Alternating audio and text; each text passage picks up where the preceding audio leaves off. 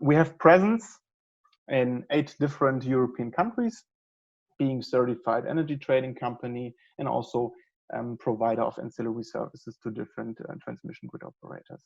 In Next, we realize how renewable energy is on the rise. A large number of small distributed energy resources is about to replace conventional power plants, and we believe that VPPs are the best solution to manage these arising trends by integrating producers, consumers, and storage units to optimize their operation and to enhance the flexibility of the grid.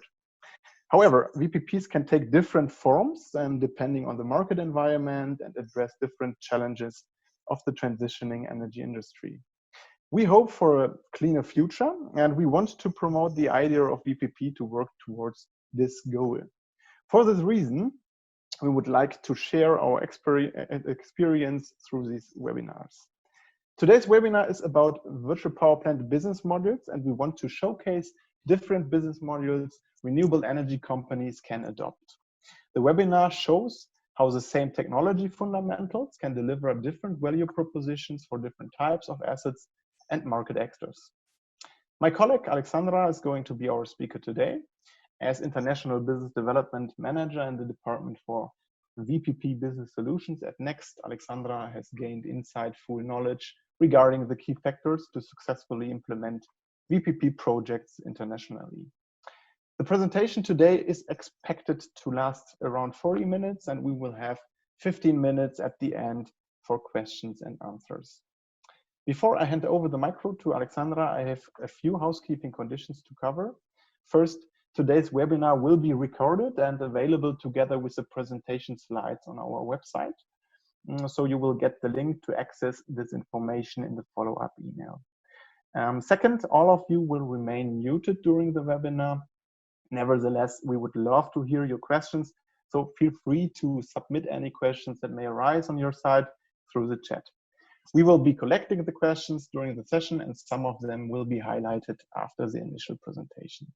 Due to time constraints, we apologize if your question is not addressed during the webinar.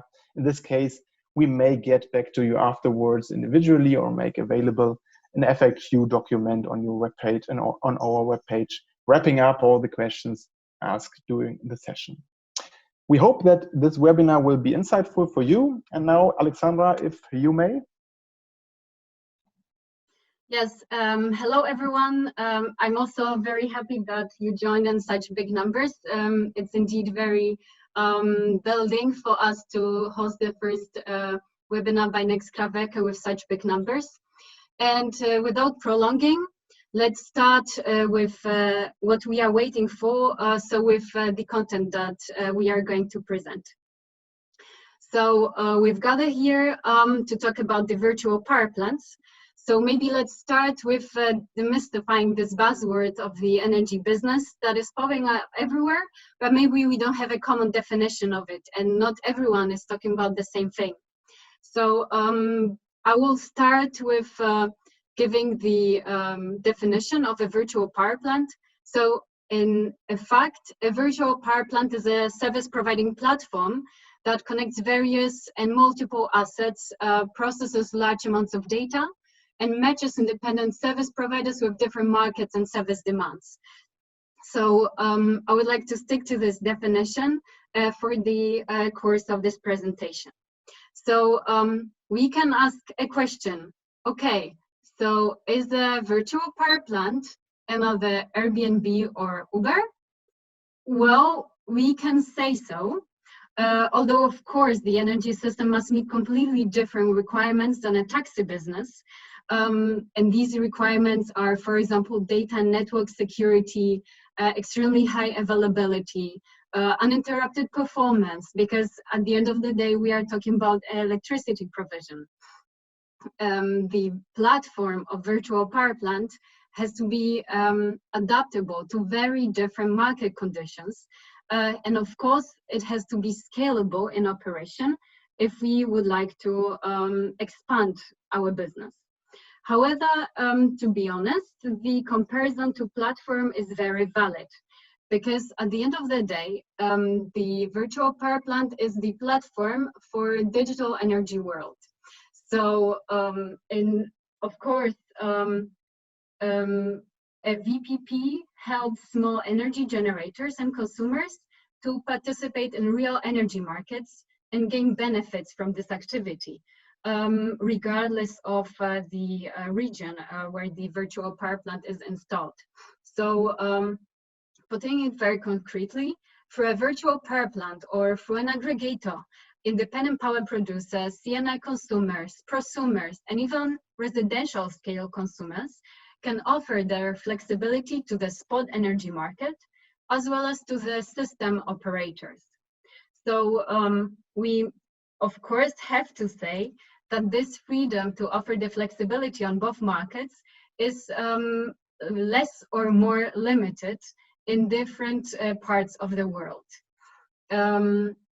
However, the technical functionalities of a VPP or what VPPs in the world can offer can be grouped in these 4 categories. So first of all, the technical functionality of a VPP is the ability to live monitor and forecast the renewable generation or any generation that an aggregator can have in their portfolio. Then as a second step, we would like to be able to dispatch or control single or pools of assets to have power over what they are doing. We can, of course, build a VPP on delivering the demand response. So triggering the consumption side to deliver certain services on the to the power market or to the wholesale energy market. And in the next step, we can also deliver the balancing or ancillary services with a virtual power plant. So it's important to highlight that a virtual power plant does not have to fulfill all of these functions. There are many success stories of companies who are making a very good business, very good money, for example, in simply monitoring and trading renewables without even attempting to control them. Or on the other hand, we see many businesses who focus only on the demand side and bring flexibility of consumption assets to the energy market.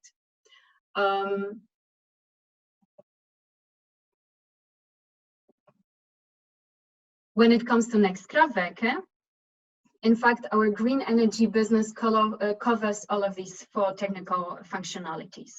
So putting it in simple words, we act as market access for independent power producers and CNI customers, being the facilitator between them and both the spot energy market as well as the market for ancillary services.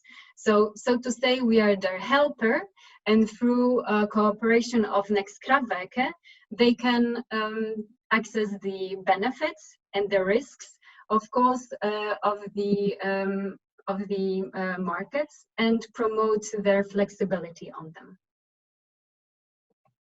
them. In fact, this business has started 10 years ago. At that time, Germany was very aggressively installing more and more renewables in the system, especially very unpredictable and volatile wind power. So in fact, our CEOs, Johan and Hendrik, they started with the idea that maybe let's connect diesel emergency generators that are on almost every sports stadium or in every hospital in Germany, and let's steer them. Maybe that would be a good approach to provide fast delivery of control reserve to the system operators. And through this activity would help them to manage frequency changes. And in fact, this idea has worked pretty well. So within the 10 days, we have developed the business. And today we are managing around 8 gigawatt of installed capacity. And this is represented by not much than not very much more than 8,000 aggregated assets. These assets are both consumption and generation assets. With this connected capacity, we provide services to 8 system operators in European Union. However, we haven't stopped there. Also, taking into account our expertise, we have developed the software as a service solution, or in other words, saying a VPP as a service. So our Nemox platform is a turnkey virtual power plant solution that can support the companies, aggregators, utilities, TSOs, and many others in developing their virtual power plant. This would be it for the introduction about Next Kraftwerke. Let's come to the main point of this meeting, so to the presentation of the VPP business models. In fact, before presenting this, before preparing this webinar, we have encountered many questions. Many companies from around the world were contacting us, also in connection of our Nemox business, to establish a virtual power plant. And what's struck us, I would say, is the fact that all of these ideas, all of these VPP business models were very different from each other. And of course, it can be very easily explained, because there is really an ocean of factors that are influencing VPP business models. On this slide, there is only a tiny portion, a tiny selection of them, an attempt to group them in any categories. So in fact, whilst we are talking about the VPP business models and how they differ from each other, from European Union to Australia to North America or to Asia, we have to bear in mind that all these business models are embedded in very different market designs, very different regulatory conditions, which influence the choice of technology. So, for example, what is the electricity mix in the region or in the country? What is the share of renewables? Is there really a need for flexibility? How big is the need, right? So the other question are, is the energy market liberalized or not? Do other producers, rather than only the national company, can generate the electricity? What are the incentives, or is there any supporting mechanism for renewable energy sources? Is there any supportive mechanism for demand response? And the last step is, of course, to ask, okay, what problem do I want to address? What is the pain in the system? How do I want to tackle it? And also, which grid level am I addressing with my VPP? Nevertheless, we can say that the virtual power plant business models that we observe around the world, if we would like to do any classification or any grouping, we can group them in 4 big categories, so to say. So a first category is forecasting, trading, curtailment of renewable energy sources or any other steerable energy sources of a rather smaller scale. Then the second type of a business model is aggregation of grid flexibility from renewable energy sources. Another type is provision of demand response. And also a very different type of business model is the residential VPPs that connect prosumers and consumers. So let's dive into all of them in detail. So first of all, the business model of forecasting, trading, and curtailment of renewables. As we know, the higher share of renewable energies in the electricity mix, the more important it is to reliably forecast the production. So parties with grid responsibility, such as a DSO or TSO, in fact require very precise information from the generators on expected feeding of electricity volumes to maintain stable operation of the infrastructure, which is transporting this volatile and fluctuating volumes of electricity. As we know as well, any deviations from the predicted volumes must be compensated for in a short term. So this results in high system costs. At the same time, the generators are penalized for generating too few or too much that they declared. So to avoid these penalties, the generators or traders of renewables or managers of virtual power plants are encouraged to have a good overview over their portfolio. So practically, they need to monitor and precisely forecast the feeding of renewable sources in their VPP pool. At the same time, the prices of on short-term energy markets must be actively monitored, because the volatile feeding of renewable sources affects power exchanges. So as a consequence of rapidly changing electricity supply, the market prices fluctuate in a quite significant way. In many parts of the world, we even observe negative energy prices. So how to earn on this market imperfection, would you ask? As the operator of VPP consisting of steerable assets, you can take advantage of this changing energy prices. For example, by producing energy when prices are high and letting your system rest when prices are low or negative.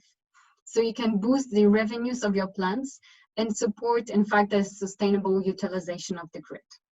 At the same time, there is a benefit for the grid operator. So, for example, in Germany, there is an obligation for generators of renewables to balance their balancing circle. So practically, it means that the generators or their aggregator must precisely declare expected amounts of generated electricity and trade the amount accordingly. So by introducing this obligation and keeping liquid intraday spot market, we create a possibility for the traders to precisely sell the energy generated, and we minimize the necessity to call for operating reserve. For this reason, such a business model also contributes to efficient use of the grid infrastructure and creates mutual benefits.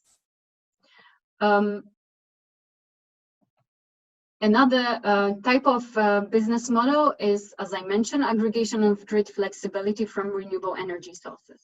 So historically, on the supply side, the grid operators responded to the grid fluctuations or fluctuations of the frequency by adjusting supply of electricity to the system.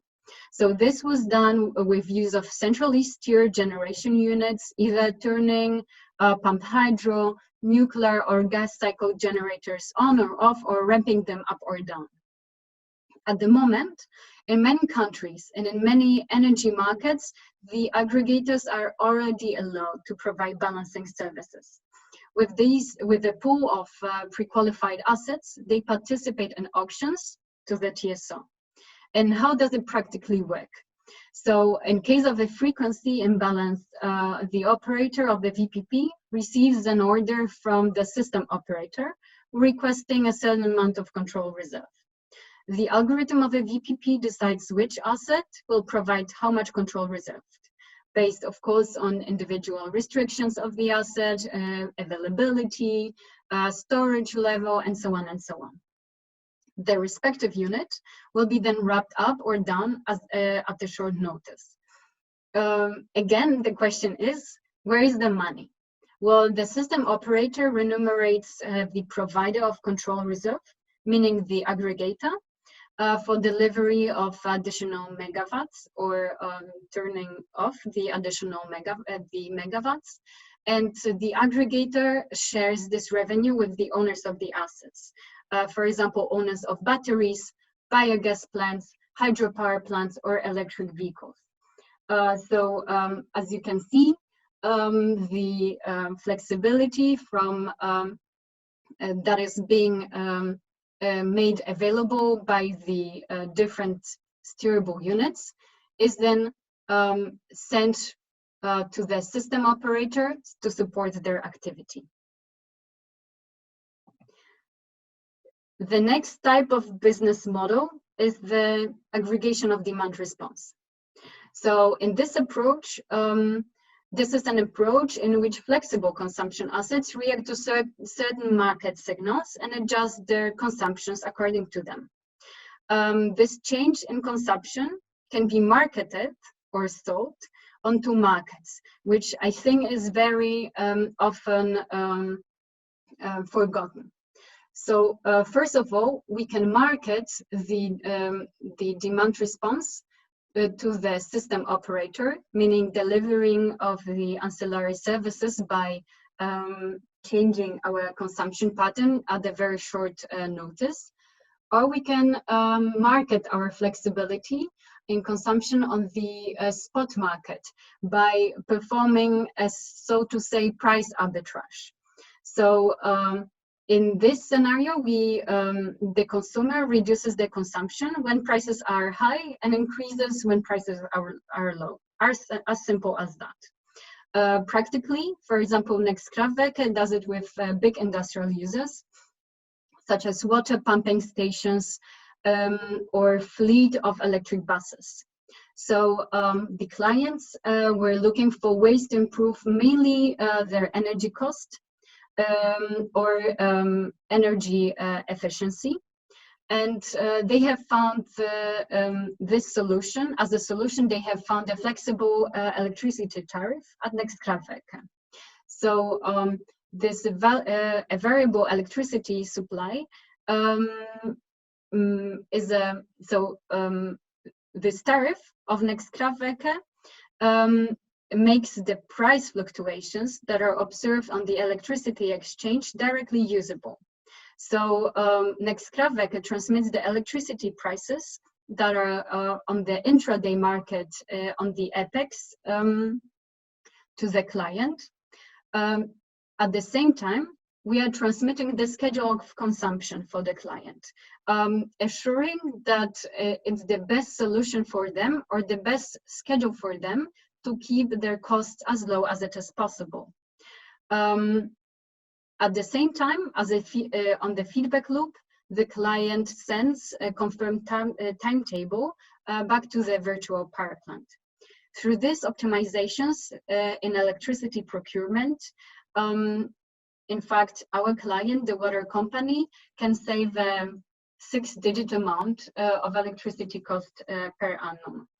The other approach that I was mentioning, so offering the demand response to the system operator, so delivering the balancing service, is particularly good for consumption assets that are not very time sensitive. So an ideal case would be, for example, electric heat supply to industrial processes. With an asset of significant flexibility, for example, 1 megawatt of flex, we can provide in Europe positive balancing service, AFRR. That means that it's a very fast demand response, which is very specific to European Union. It has a reaction time of 30 seconds and it has to perform within 5 minutes. In other parts of the world, we mainly observe demand response that is rather addressing the energy market, or is rather reacting, for example, within 24 hours to perform peak shaving. So it's not really the fast demand response. That's something very, very specific to Europe. However, unfortunately, the profitability of such business models strongly depends on incentives for flexible load operation. So we also can observe that in European Union, load reduction or flexible load operation is not very well remunerated compared to, for example, United States, where demand response is a very hot topic, and many industries participate in this slower demand response activities. As the last business model, I will present the residential VPP. So this is in fact gaining popularity right now. I would say we observe really a lot of movement in the United States, in Australia, also in Belgium and in France. So in fact, it mainly comes from the motivation that distribution companies are keen to know who is consuming and generating electricity from the network and when, right? So all around the world, regulators have an interest to design more granular tariff. So for example, time of use tariffs that in fact accurately reflect the costs imposed on the network by different customers across the network at different times of the day or of the year. In the residential VPP, we see usually two very distinct approaches. First approach, especially observed in unbundled markets, encourages the prosumers and consumers to create microgrids or to perform collective self-consumption. We often hear words such as resiliency or independence from the energy system. And the participants of such a VPP and the creators of such a VPP usually express that they wish to be self-sufficient in energy generation and consumption. And as I said, this is mainly observed either in unbundled energy markets or in places with very low density of the population. Another approach in a residential VPP that we are also observing is mainly present on the markets with vertically integrated utility.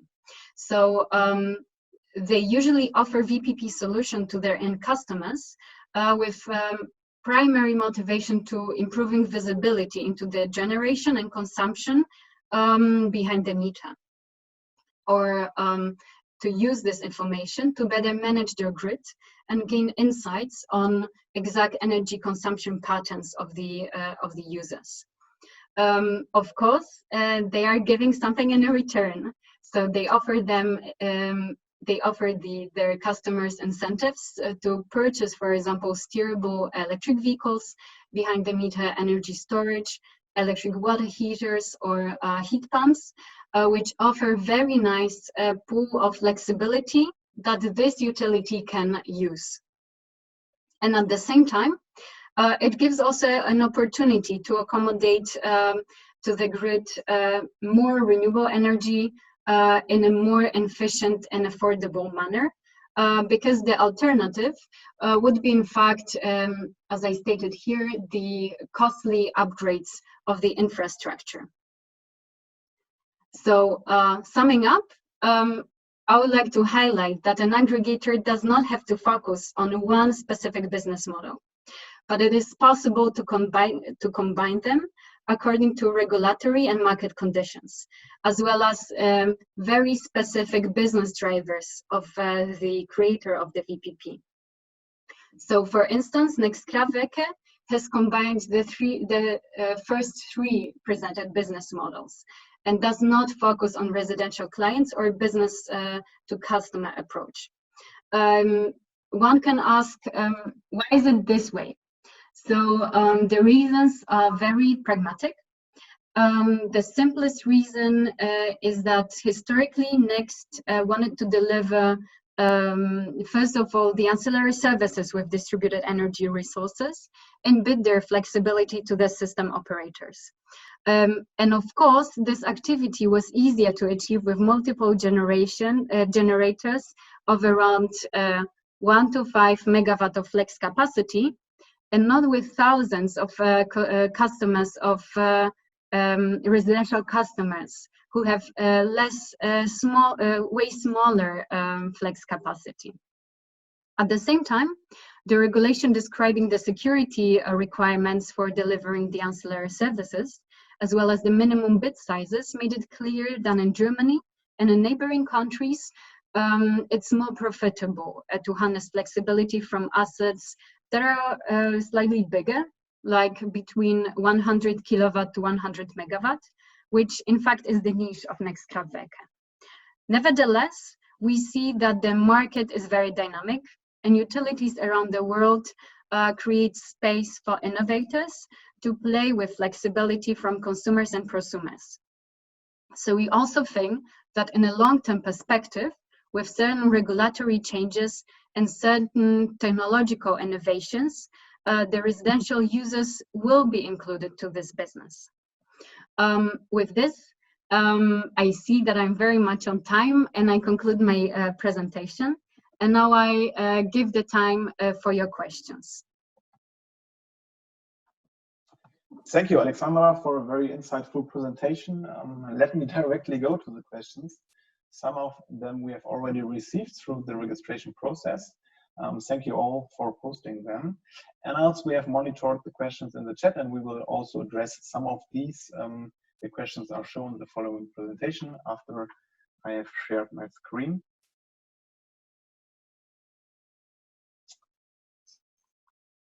So Ola, first questions. It's a combination of two. What is the current regulatory framework for VPPs? And then what is your opinion on harmonization efforts at European level with regards to electricity markets, and especially regulations for aggregators? Mm-hmm. First of all, I would just like to say that we do not really have a very a regulatory framework that is mentioned. We don't really observe the framework that is mentioning VPPs or aggregators per se. It's quite rare.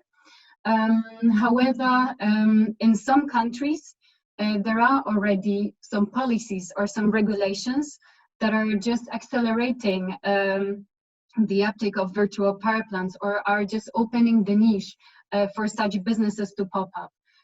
Such countries are, for example, Germany. And of course, there is no coincidence that in Germany we have so many different VPP business models. When we look also at the different countries of European Union, Spain, France, we see that the regulation is not so supportive for aggregation, and therefore we also see less aggregators or less VPP established. However, I would like to name some policies that can support setting up VPPs. So, in fact, the main prerequisites are liberalization of energy markets. It's also usually helpful to have unbundled energy markets and to have energy-only markets that do not favorize big capacities or units with big install capacity. So making it very specific. For example, in Germany, there is an allowance to provide balancing services on a market basis by a group of pre-qualified units. So there is an explicit mentioning in the law that an aggregator can use multiple assets to deliver a product, meaning, for example, AFRR or MFRR. That's a very supportive scheme. And another supporting scheme is, for example, mandatory direct marketing of renewable installations. So this kind of regulation has increased motivation of, and in fact has put an obligation for renewables to self-balance, what I mentioned before. So to be responsible for declaring forecasted amounts of generation and committing to it, or paying an imbalanced price for missing amounts or over-generated amounts of electricity. In this situation, the renewables are benefiting the grid and not introducing volatilities that must be compensated with the balancing energy. So these are some kind of supportive mechanisms that are not really naming an aggregator, but are making the role of aggregator quite important. At the same time, I'm referring to the second question. I think that market coupling is very helpful to aggregators, and the same for liquid intraday markets. In general, if you have renewables, it's very that are of course volatile, not always very steerable. It's always good to have a possibility to have a liquid intraday market, to be able to sell until the last moment the electricity, and not only rely on calls for the balancing energy. We also are very in favor of the Picasso project. This is a project that aims to standard the products of balancing service in whole European Union. And in general, introducing harmonized or similar market rules and market conditions to all the participants is a very good approach that should bring, in fact, cost efficiency in operation of the energy system of Europe. Thank you very much for your answer, Ola. A very interesting question, as I think here in the chat. It's about not only about Europe. I mean, we have participants from all over the world, and here's a question regarding the Asian market. How does this work? So the concept of the VPP in a complex market like Asia, for example, and does it also work in cross-border trading? I mean, you already mentioned the regulatory framework, but maybe you can also create the bridge to outer European countries. What is essentially needed to build up virtual or to deploy virtual power plant business? Mm-hmm. So also in Asia, the countries or the regulation is very different, right? So for sure, the technical functionalities do not change, and the same technical functionality that is being done by, for example, an aggregator in Germany, the same functionality can also be performed by the system operator in Pakistan or in India or in Japan. So we of course see in many countries movements towards the liberalization of the energy market, and I would say that's the deal breaker, that's the prerequisite. It has to be present if someone would like to set up a virtual power plant. Otherwise, a virtual power plant must be set up by a national utility or, for example, transmission system operator. And if by national utility, then, for example, such a virtual power plant would realize the first two functionalities, right? So monitoring and controlling of the renewable energy sources, plus offering their flexibility to stabilize the grid, for example. If by transmission system operator, then the second functionality stays. Yeah, I would keep my answer limited, because also when you say Asia, there are really different Asian countries. Some of them are right now very rapidly opening up the regulation. Some of them are still keeping to monopolized energy markets. It's very difficult to answer to give one answer to all of these. Thank you very much. So let's jump to the next question. Which of the 4 business modules mentioned is the most important, biggest, or most popular one, let's say for Next Kraftwerk in the first place, and then maybe also as from the importance for the market. Sure. So again, it depends on the region.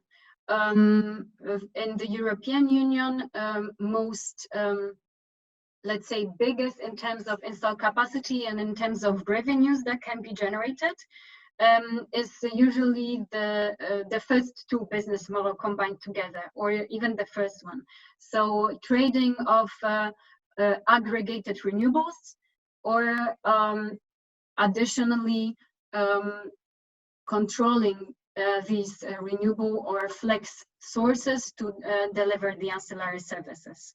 But if we move, for example, to the United States, we already observed that the most popular one, or the one that is mostly talked about, is the demand response.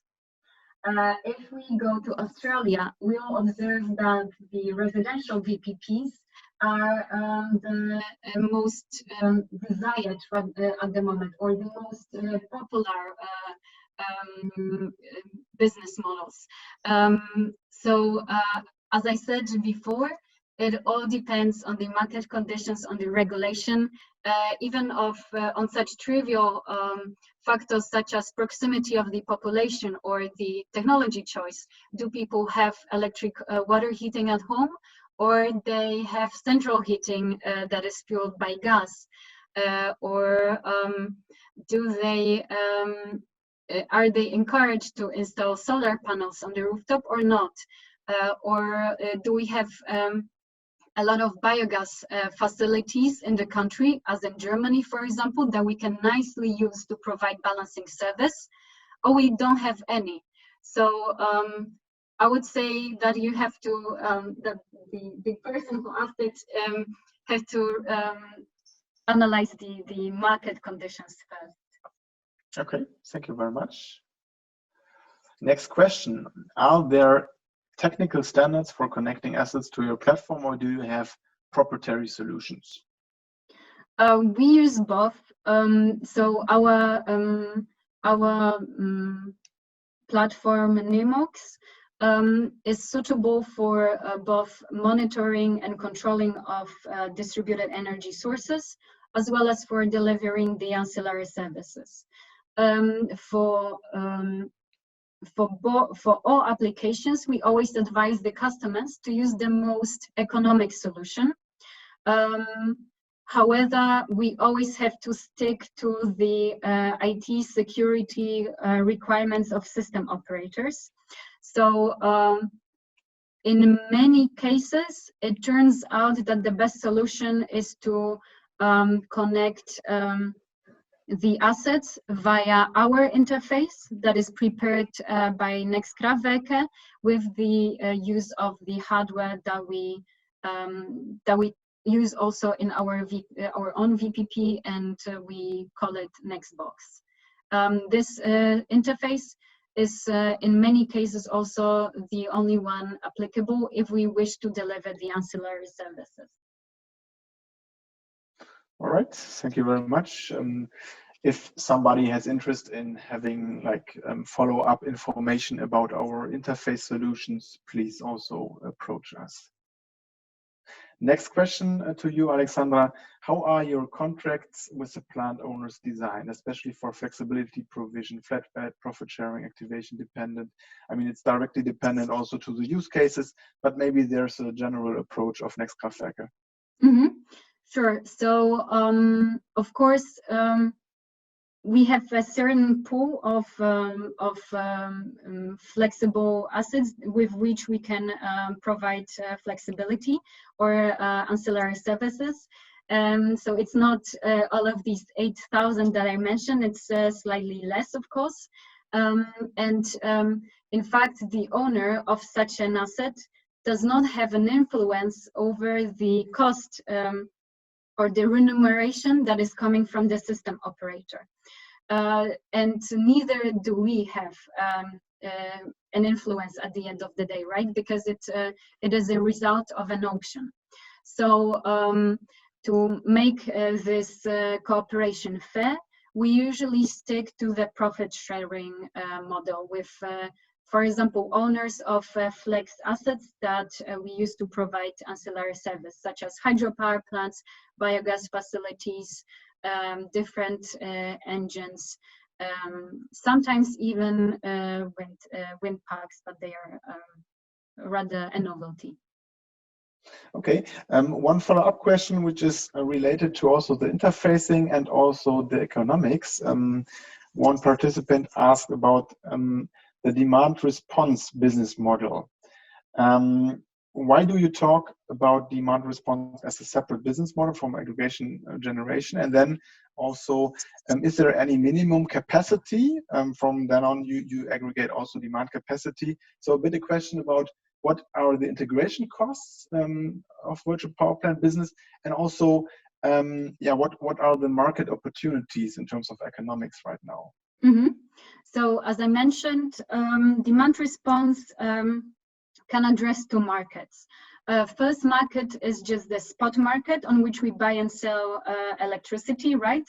So I, as a consumer, can obtain a tariff from an aggregator or from the VPP or from any other trader that is, for example, reflecting the day-ahead market or the intraday market.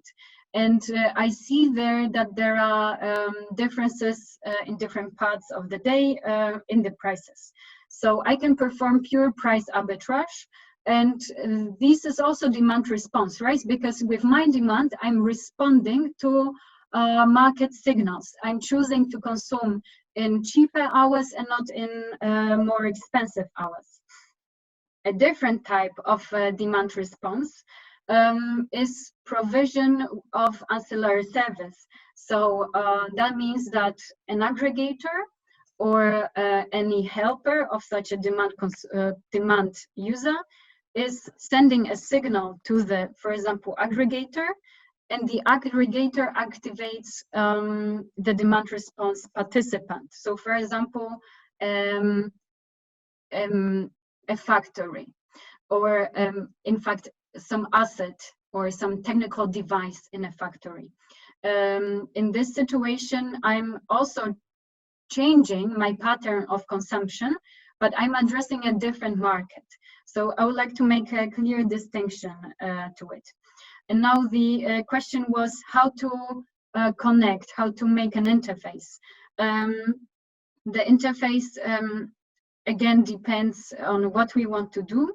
If we want to only perform price arbitrage, the interface could even be via some API between the SCADAs, or via a VPN connection, or via a different way of communication that both parties agreed.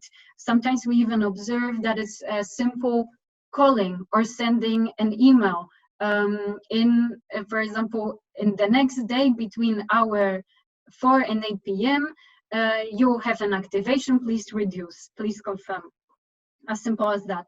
When we want to deliver the ancillary service, the connection must be very reliable and redundant.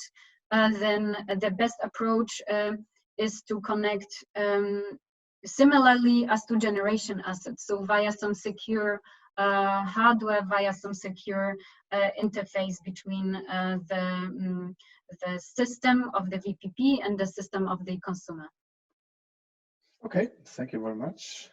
Let's continue with the next question, which is regarding the increasing number of small assets, for example, like PV systems. So what is the biggest challenge for a commercial use case in that case when we talk about residentials? I mean, you have already mentioned this in your slides, but maybe you can again refer a bit to this. Mm-hmm. I'm not sure. So if I read the second question, I think what is the biggest challenge for a commercial use case in that case? My assumption, if I understand the question correctly, is that what is the biggest challenge to make money, right, on generation from these small assets? I would say a big challenge is first to find or find someone who would give us a good price. So usually when we have small residential assets, PV assets, we usually rely on a feed-in tariff in the majority of the regions around the world. Or we are even penalized for in feeding the electricity from that is unused by us at home to the grid. And so this is one kind of challenge. Once we already find an aggregator, then sometimes it's also by the aggregator, of course, to figure out, but sometimes the cost of connection to such assets might be prohibitive. That means that cost of connecting or of interfacing to such a unit to be able to, for example, curtail them when needed is sometimes so high that it doesn't justify the potential revenues.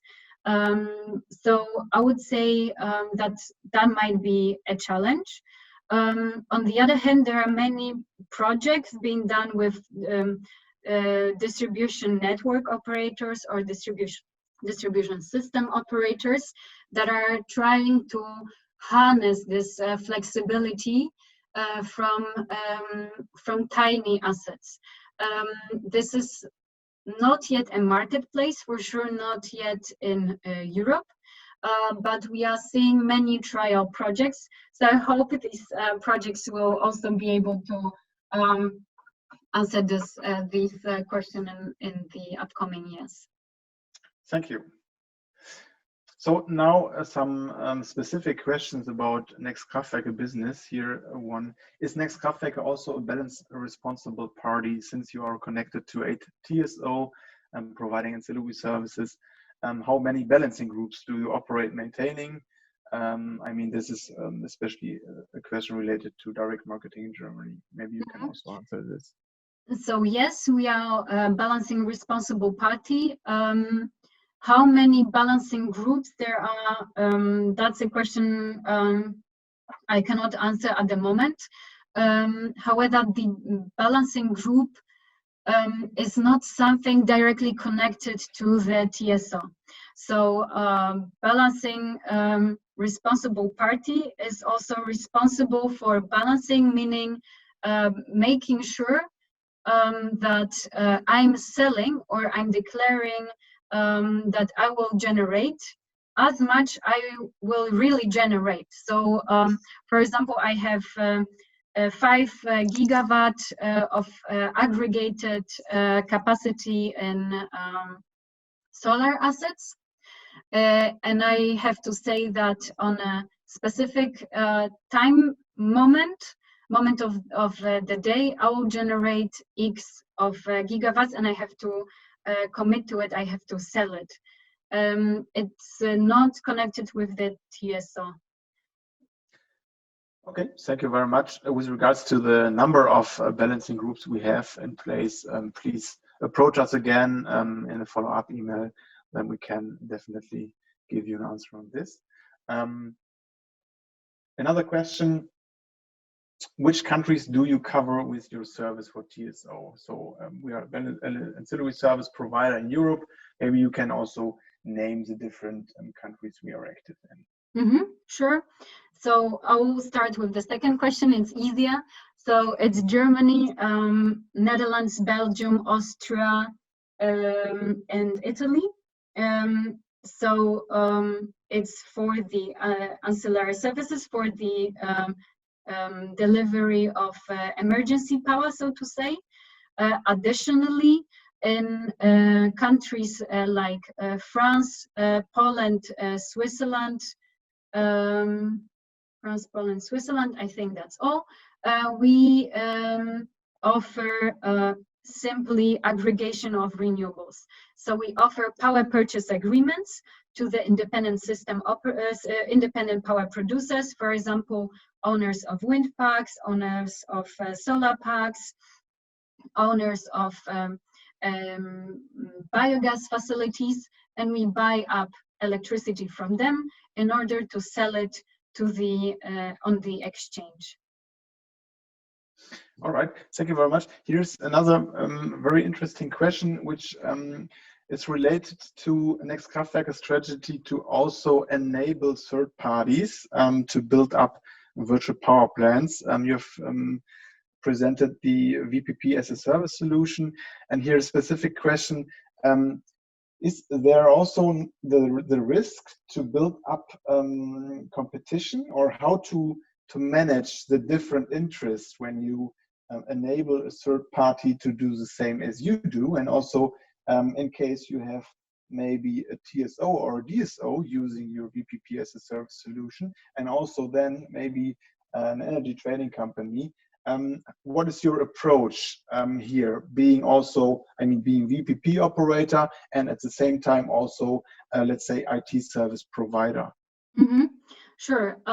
So just a clarification, a TSO will not be allowed to really use our solution in the market where Next Kraftwerke is working, because the energy system or the energy market is unbundled. So this conflict does not exist in countries like Germany, Austria, Netherlands, or Belgium. That's one thing. And referring to this potential conflict of interest or creating our own competition, I always recall, when I hear this question, I always recall a very nice answer from our CEO, who said, we are ready to disrupt ourselves, and we do not fear the competition, because they would come anyway. There will be anyway competition. And since we have the technical expertise, we want to also capitalize on this technical expertise, and we want other companies to use our technical solution to provide ancillary services, because it's inevitable that there will be other parties. Sometimes it's even present right now, right? That for example, owners of some engines or some biogas facilities would like to be aggregated under a local municipality, for example, in their city, or by such a party who does not have the technical expertise in delivering the ancillary service through aggregation or aggregated assets. But we want to deliver it, and it's good for us. It's up to us to clarify the potential conflicts of interest within the company. All right, thank you very much, Alexandra. Unfortunately, the time is up. We have still a tremendous number of questions here. A lot of insightful questions on behalf of the participants. Let me thank Alexandra for the presentation and the profound answers on your questions. Also, on behalf of Next Kraftwerke, I want to thank all participants for your great interest in the topic, as well as in our company. And please don't hesitate to contact us for any further questions, and send us an email to webinar@next-kraftwerke.de. Some final announcements. The record of the webinar as well as the presentation will be provided to our participants in the coming days, as I initially said. And second, we would like to invite you all to the next webinar, which takes place next week, Wednesday, 29th of April at 9:30 a.m. Central European Time. The topic then is how virtual power plants integrate renewable energies into the energy system. And this webinar will show how energy systems with increasing share of renewables can profit from advanced VPP technology, and our experts will break down essential regulatory challenges for the future energy world and explain the role of VPPs by giving you real life insights into our VPP operations. So that is all from us for today. Once again, thank you all for attending this webinar, and see you soon.